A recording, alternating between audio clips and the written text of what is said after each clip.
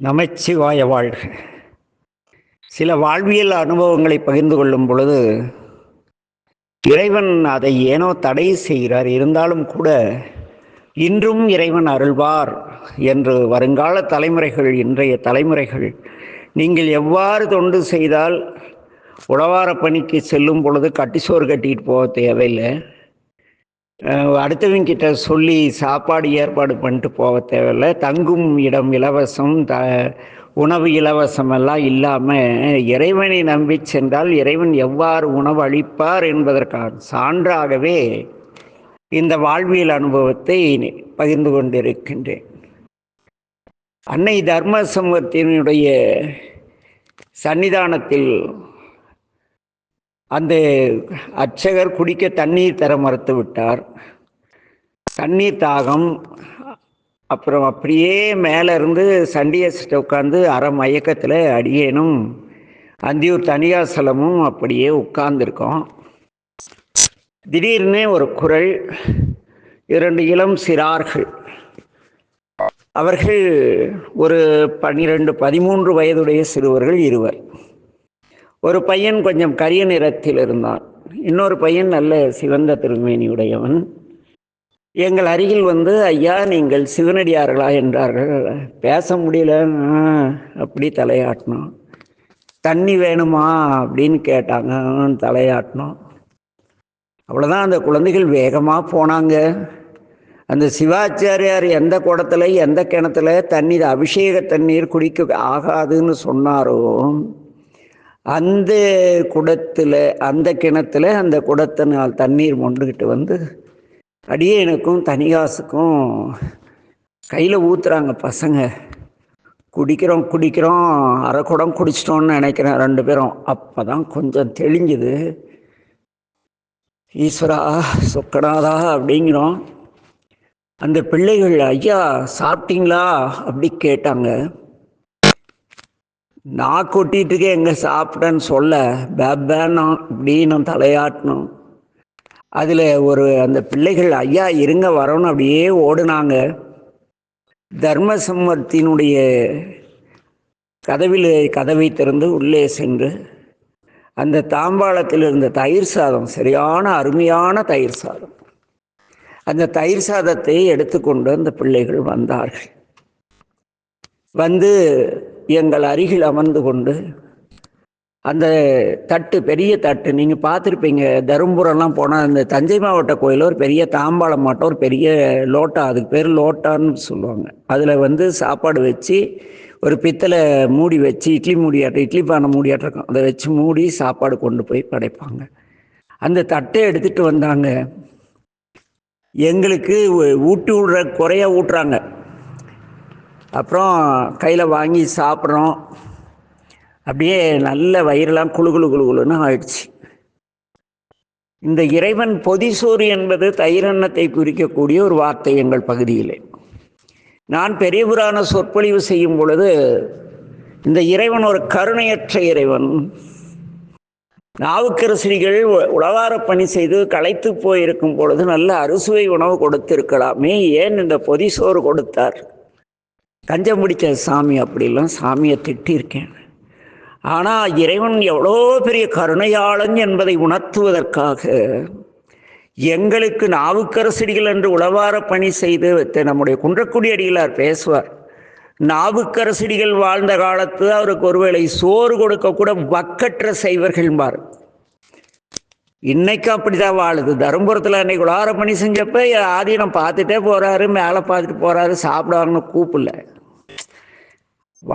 நீங்கள் உண்மை தொண்டர்களாக இருந்தால் இறைவனை அன்றி மடாதிபதியோ அடியார்களோ யாரும் கூட்டி போய் சோறு போட மாட்டாங்க சாமி.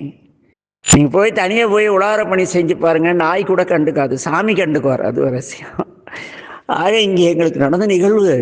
அப்புறம் என்ன ஆயிடுச்சு, அந்த தயிர் சோறை சாப்பிட்டா, ஐயோ இறைவா நீ எவ்வளோ பெரிய கருணையாளன். உழவார பணி செய்து உடலெல்லாம் சூடாகி வயிறெல்லாம் புண்ணாகிற மாதிரி வெந்திருக்கக்குள்ள சாமி குழம்பு ரசம் மோரெல்லாம் வச்சு சோறு போட்டால் சத்தியமாக சாப்பிட முடியாது. தாயினும் சால பறிந்து அந்த தயிர் சோறு கொடுத்தாங்க அந்த குழந்தைகள். எங்களுக்கே அப்படின்னா நாவுக்கரசடிகளுக்கு எந்த ரேஞ்சு கொடுத்துருப்பார் சாமி. இல்லை, அந்த திருத்தொண்டின் உரைப்பும் அப்படி. சோத்துக்காக உழவார பணி போகக்கூடாது. உழவார பணி நாவுக்கரசு நிலைகள் செய்தால்தான் நீங்கள் நாவுக்கரசர் எப்படி அருள் பெற்றார் என்பதை உணர முடியும். கட்டி சோறு கட்டிட்டு 3 வேளை உணவு இலவசம் போய் உழவார பணி செஞ்சு அது உழவார பணி கிடையாது, சோத்துக்கு வேலை செய்கிறது. அப்புறம் இங்கே வருவோம், அது கிடக்குது, யாரோ அப்படியே தின்ட்டு போகிறாங்க, நம்ம அனுபவத்துக்கு வருவோம். அப்புறம் அந்த பிள்ளைகள் அந்த தயிர் சோறு கொடுத்ததும் எனக்கு இறைவனை திட்டியதுக்கு ஞாபகத்து இருந்து, ஐயோ பெருமானே உன் கருணை தெரியாமல் திட்டி விட்டேன், பெருமானே என்னை மன்னிப்பு விடு. தர்மசம்மத்தினி அப்படி கதவுல லேசா திறந்து அம்மா ஆட்டி இப்படி பார்த்துட்டு இருந்தா. ஏய் தர்மா, ஐயோ உன்னை போய்க்கு வர சொல்லிட்டேனே, அம்மா உன் கருணை எவ்வளவு அற்புதமானது. அந்த குழந்தைகளில் கண்ணை உங்களுக்கு சாப்பாடுங்க ஐயா. எங்கள் வேத பாடசல் படிக்கும் பிள்ளைகளுக்கு இந்த உணவு தினம் 2 குழந்தைகளுக்கு தருவார், நாங்கள் தினமும் சாப்பிடுவதுதான், நீங்கள் சாப்பிடுன்னு சொல்லி அந்த குழந்தைங்க பிசைஞ்சு உருண்டை பிடிச்சி கொடுக்க அவ்வளோ ஆனந்தமான நிலை. என்ன சாப்பிட்டோம், நானும் தனியாசம் வயிறார சாப்பிட்டதும் இந்த குழந்தைங்க சொல்லிச்சு, ஐயா இருங்க வரோம் என்ன அப்படின்ட்டு ஓடுனாங்க. ஓடி போய் ஒரு சருவம் இருக்கு இல்லையா, பால் பீச்சர் சருவம், அது மாதிரி ஒரு சருவத்தில் ஒரு 3/4 சருவம் அப்படியே வெண்ணெய் திரள தயிரா மோர். அந்த பிள்ளைங்க மோர் தான் சொல்லிச்சு, எங்கள் ஊர்லாம் கடையில் அதுதான் தயிர்னு வைக்கிறாங்க. அப்படி வெண்ணெய் திரள மணக்க ஐயா நீங்கள் உழவார பணி செஞ்சுருக்கீங்க, உடம்பெல்லாம் ரொம்ப சூடாக இருக்கும், இதை குடிங்கன்னு கொடுக்குறாங்க. கண்ணு ஏண்டா கண்ணு, இது யாராவது திட்ட போகிறாங்களா? இல்லைங்கய்யா, இது சொக்கநாத பெருமானுக்கு என்ன தருமபுரத்திலே மறைஞான சம்பந்தருடன் பூஜை பெட்டியில் எழுந்தருளி சொக்கநாத தருமபுரம் போயிட்டார். அதனால தான் மீனாட்சி அம்மன் கோயில் பூஜை காலங்கள் தவிர மற்ற நேரம் சாமிகிட்ட அந்த தேஜஸ் இருக்காது. அர்த்தஜாமத்தில் இருக்கிற அழகு மற்ற நேரங்களில் நீங்கள் பார்க்க முடியாது. ஏன்னா அந்த உச்சி காலத்தில் குறிப்பாக சாமிகிட்ட அந்த பொழிவு இருக்காது. ஏன்னா அவர் அப்போ தருமபுரத்தில் பூஜை வாங்குறார் சொக்கநாதர். அந்த சொக்கநாத பெருமானுக்கு அபிஷேகம் செய்த தயிராது கொண்டாந்து அந்த பிள்ளைகள் எங்களுக்கு குடிங்க. ஐயோ என்ன அன்பு பெருமானே தர்மேஸ்வரா, தர்ம சம்மத்தினின்ட்டு அப்படியே முழுசாக இப்போ சொல்கிறேன். அன்னைக்கெல்லாம் ஒன்றும் சொல்ல முடியல, நிலை எப்படி அப்படியே குடிச்சிட்டு அப்படியே கண் அப்படியே கலங்குது. பேன்னு உட்காந்துட்டு நானும் தனியாக அதை குடித்தோம். அந்த குழந்தைகள் என்ன பண்ணாங்க தெரியுமா, ஐயா களைச்சி போயிருக்கீங்க, இப்படி படுத்துங்கன்னு ஒரு குழந்தை உட்காந்து காலை மடச்சிட்டுச்சு. என் டைரியில் தேதி வரையா எழுதி வச்சுருக்கேன். என்ன நான் சொல்லக்கூடியதும் கற்பனை கதை கிடையாது. இந்த டேட் இத்தனை மணிக்கு இந்த நாள் இப்படி நடந்துன்னு என்னுடைய வாழ்வியல் குறிப்புகள் டைரியில் எழுதி வச்சுருக்கேன். அந்த குழந்தை உட்காந்துச்சு, என்னை ஒரு குழந்தை தலையை மடியில் வச்சுக்க சொல்லிச்சு. நானும் தனியாசம் வைக்கப்பட்டோம். பரவாயில்லைங்க ஐயா அப்படின்னாங்க, வச்சிட்டோம். அப்புறம் ஒரு குழந்தை அந்த துண்டில் விசிறுது எங்களுக்கு. கொஞ்ச நேரம் அப்படியே அந்த பசி, அதாவது உழவாரம் செய்த களைப்பு, அந்த தர்ம சமத்தின அந்த குழுன்னு தயிர் சாதம், அப்புறம் அந்த மோர் தயிர், அது எல்லாம் சேர்ந்து அப்படியே கண்ணு சொருவிடுச்சு. திடீர்னு அந்த குழந்தைகளை எழுப்புறாங்க, ஐயா இந்த மாதிரி எங்களுக்கு அனுஷ்டானம் செய்கிற நேரம் வந்துடுச்சு, கோயில் திறக்கிற நேரம், நாங்கள் கிளம்புறங்கய்யா, நீங்களும் ஓய்வு எடுத்துகிட்டு கிளம்புங்க அப்படின்னாங்க. அதுக்கு பிறகு நானும் தனியாசும் கிளம்பி எங்கள் பயணத்தை தொடர்ந்தோம். இந்த சம்பவம் முடிந்த பிறகு அந்த பிள்ளைகளை எனக்கு ஒரு கடிதம் எழுதினார்கள், பத்திரமா வச்சிருக்கேன். ஐயா உங்களை என்று பார்ப்போமோ தெரியவில்லைன்னு அந்த கடிதத்தின் வரிகள் இப்போ கூட என்னால் சொல்ல முடியல, அவ்வளோ தாக்கம் இருந்து என்பால் கொண்ட ஏக்கம் அந்த குழந்தைகளுக்கு. அதில் ஒரு குழந்தை கபாலீஸ்வர் கோயிலிலே பாடசாலைக்கு வந்திருந்தது, இன்னொரு குழந்தை சிதம்பரத்திலிருந்து வந்தது. இன்று வரை அந்த குழந்தைகள், அதுக்கு பிறகு அதுக்கு அடுத்த மாதம் என் அப்பா அம்மா தங்கைகள் மச்சான்கள் பிள்ளைகளோடு தலையாத்திரை சென்றோம். தருமபுரம் சென்று அங்கே அந்த குழந்தைகளை பற்றி விசாரித்த பிறகு எங்களுக்கு எந்த தகவலுமே கிடைக்கவில்லை. இன்று வரை மனம் இயங்குகிறது அந்த 2 குழந்தைகளை காண. ஆனால் சாமி அந்த தர்ம சம்பத்தினையும் அதுக்கு பிறகு இன்ன வரைக்கும் அடியேன் போய் தரிசிக்க முடியல, அந்த குழந்தைகளையும் பார்க்க முடியல. ஆனால் இந்த தனியாஸ் மட்டும் ஒவ்வொரு வருஷமும் எங்களுக்கு இறைவன் அருள் புரிந்த அந்த நன்னாளிலே அந்தியூரிலிருந்து திரளான அன்பர்களை அழைத்து சென்று இந்த சம்பவத்தை சொல்வதாக கேள்விப்படுகிறேன். எவ்வளோ நன்றி அந்த பையனுக்கு. அடியேன் எவ்வளோ நன்றி கிட்ட தினமாவளை போய் இன்னும் பார்க்காத இருக்கேன்னு நினைக்கும் பொழுது மிக வேதனையாக இருக்கு. ஆக என் அன்பின் உறவுகளே, உளவாரப்பணிக்கு சென்றால் கூட்டமாக போங்கள், மறுக்க வேண்டியவில்லை.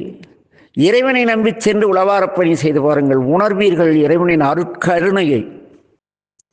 நாங்கள் உளவாரப்பணி செய்ய நிறைய எங்கள் மேட்டூர் பெண்ணடியார்களை அழைத்து கொண்டு எங்கள் ஊர் பகுதியுள்ள சுற்றுப்புற கோயிலுக்கு செல்லும் பொழுது, நாங்கள் வீட்டிலிருந்து டிஃபன் செய்து எடுத்து போனாலும் கூட திடீர்னு சாமி அருமையான சாப்பாடு யாரோ செஞ்சு கொண்டாந்துருவாங்க.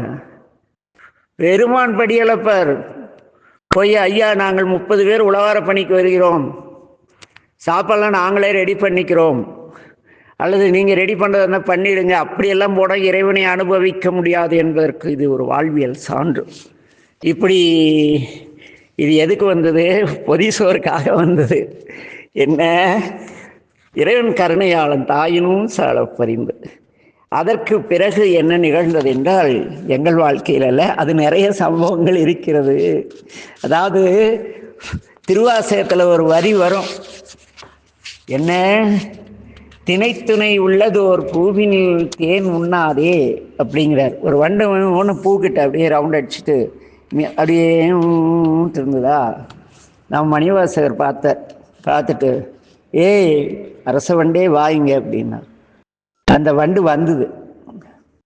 வந்த உடனே நம்முடைய மணிவாசகர், என்னங்க சத்தம் போட்டுட்ருக்க? அது ஒன்றும் இல்லை சாமி, தேன் குடிக்க அப்படின்னு. அப்போ மணிவாசகர் சொல்கிறாரு, அரசவண்டே அந்த பூவில் ஒரு திணை அளவு தான் தேன் இருக்கும், அங்கே போய் பாடாத. இன்னொரு தேன் இருக்குது, அது நினைத்தால் இனிக்கும், பார்த்தால் இனிக்கும், பேசினால் இணைக்கும், அப்படி ஒரு அற்புதமான தேன் இருக்கிறதுனார். வண்டு கேட்டது, அப்படியா? அப்படியானால் அது ஜீவாமிர்தம் ஆயிற்று, தேவாமிர்தம் போன்றதும் என்றது. அது அல்ல, நான் சொல்கிறேன் அதை பற்றி. அவர் ஒரு குனித்த உருவமுடையவர். சொல்கிறேன் கேளு அப்படின்ட்டு, திணைத்துணை உள்ளதோர் பூவினில் தேன் உண்ணாதே, நினைந்தரும் காண்தரும் பேசுந்தரும் எப்பொழுதும் அனைத்து எலும்பு உள் நெக ஆனந்த தேன் சொரியும் குனிப்புடையானுக்கு, அந்த நடராஜ பெருமானுக்கு சென்று ஊதாய் கோத்தும்பி, அங்கே போய் நீ ரீங்காரம் இடுங்கிறார். அதுபோல அனுபவங்கள் நம்முடைய ஞான நாவுக்கரசடிகள் அங்கிருந்து புறப்படுறார். போயிட்டு திருவண்ணாமலை, காஞ்சிபுரம், திருக்கழுக்குன்றம், திருவான்மியூர், திருவொற்றியூர், திரு ஆலங்காடு, அப்புறம் திருக்காரிக்கரை எல்லாம் சென்று அப்படியே திருக்காலத்தியை அடைகிறார். திருக்காலத்திக்கு ராமகிரி என்று பெயர் உண்டு. காலத்திநாதரை தரிசித்த பொழுது நாவுக்கரசடிகளுக்கு திருக்கைலாயம் செல்ல வேண்டும் என்ற எண்ணம் ஏற்பட்டு விட்டது. அதற்கு பிறகு அவர் அங்கிருந்து காசி சென்று விஸ்வநாதரை வணங்கி திருக்கைலாயம் நோக்கி நடக்க ஆரம்பிக்கிறார். திருக்கைலை யாத்திரை என்பது 76 வரை, 76 81, ஏன்னா நாங்கள்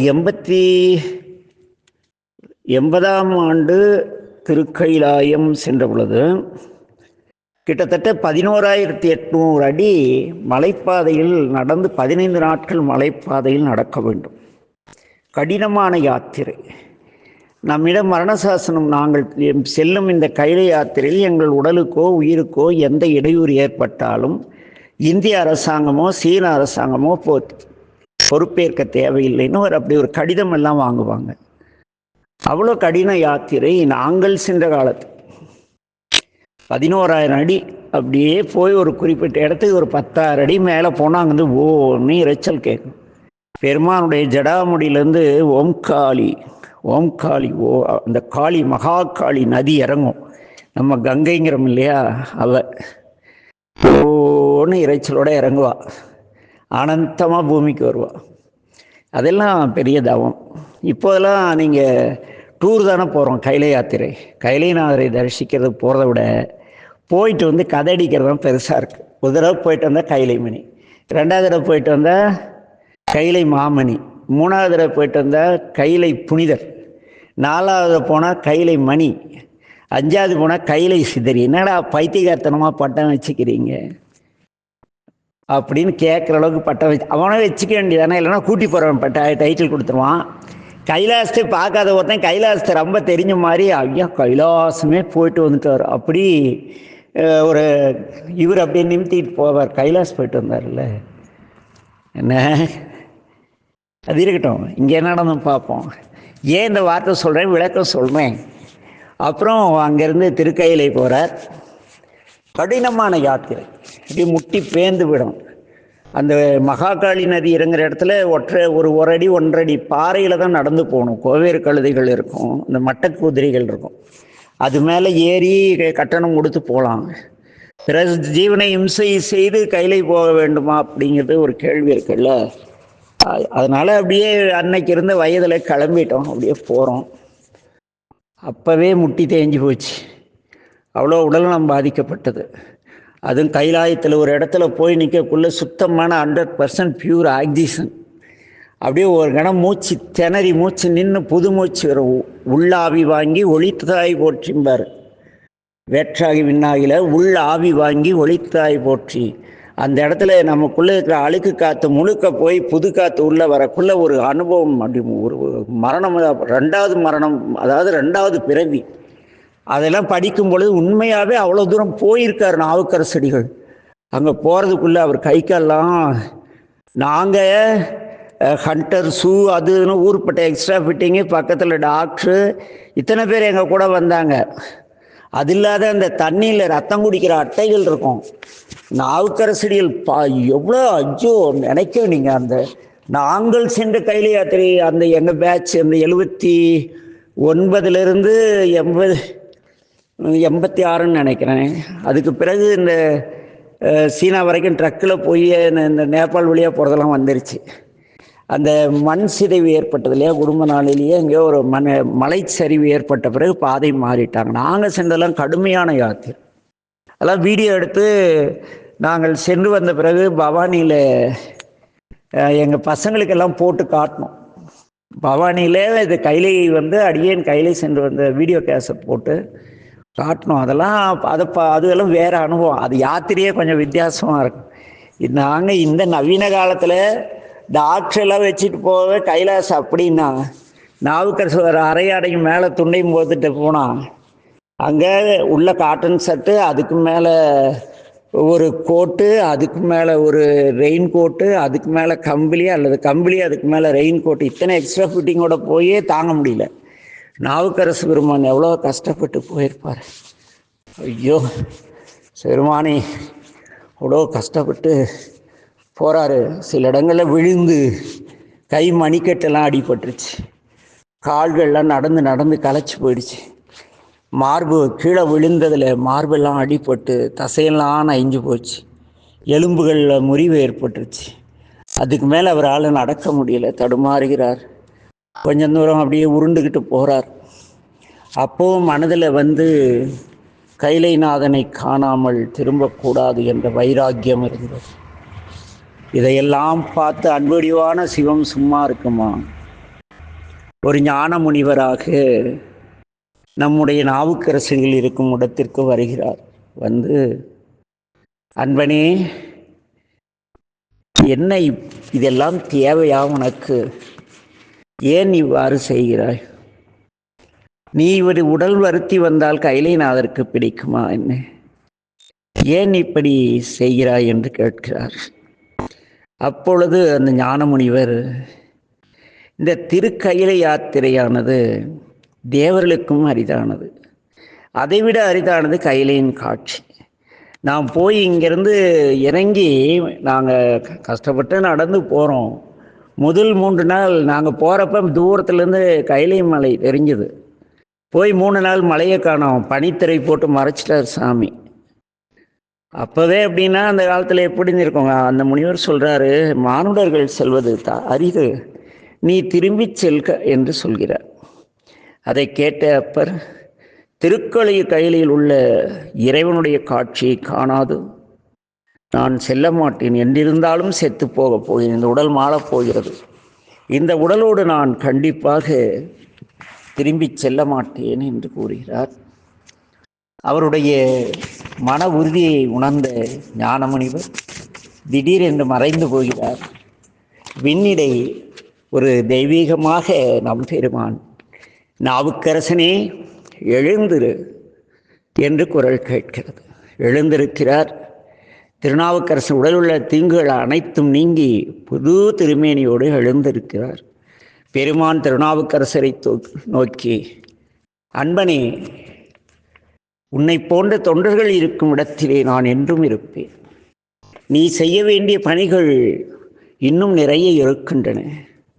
நீ இதோ இந்த குளத்திலே மூழ்கி திருவையாற்றிலே குளத்தில் எழு, அங்கு யாம் உனக்கு கைலை காட்சி தருவோம் என்று கூறுகிறார் நம்பெருமான்.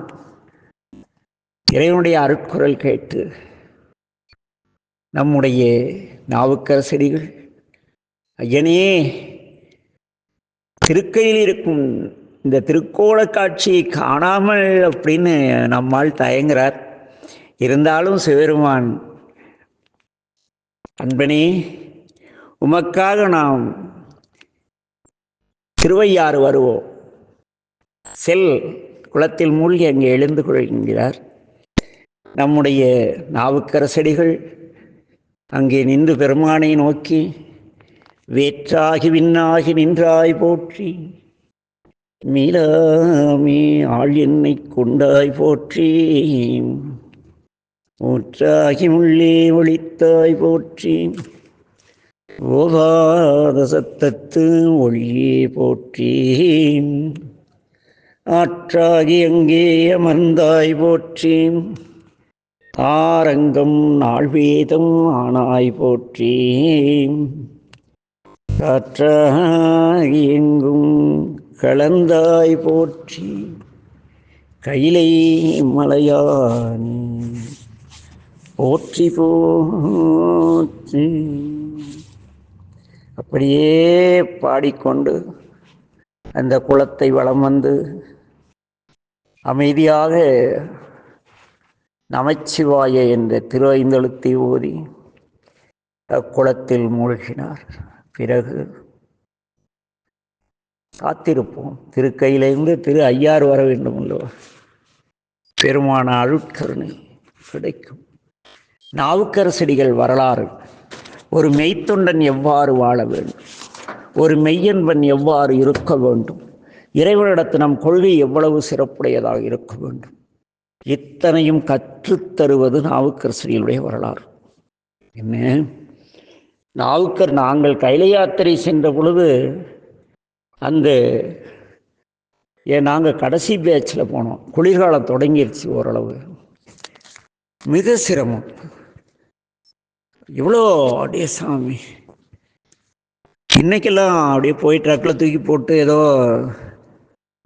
இன்று கூட சற்று சிரமமான யாத்திரை தான். இருந்தாலும் கூட நாங்கள் பட்ட மாதிரி அந்த இறை பேரின்பத்தை அனுபவித்து கொண்டு ஒரு 14,500 அடி உயரம் அந்த ஒட்டு தப்பு மலை தொடரில் அந்த ஈரம் மிகுந்த அந்த ஓங்காளி கீழே விழும் அந்த சாரல் பட்டு அந்த அதெல்லாம் யார் பெறுவார் அச்சோவி. அவ்வளோதான். நாளை சந்திப்போம். நமச்சிவாய் வாழ்க. எல்லா உயிர்களும் இன்புற்று வாழ்க. திருச்சிற்றம்பலம்.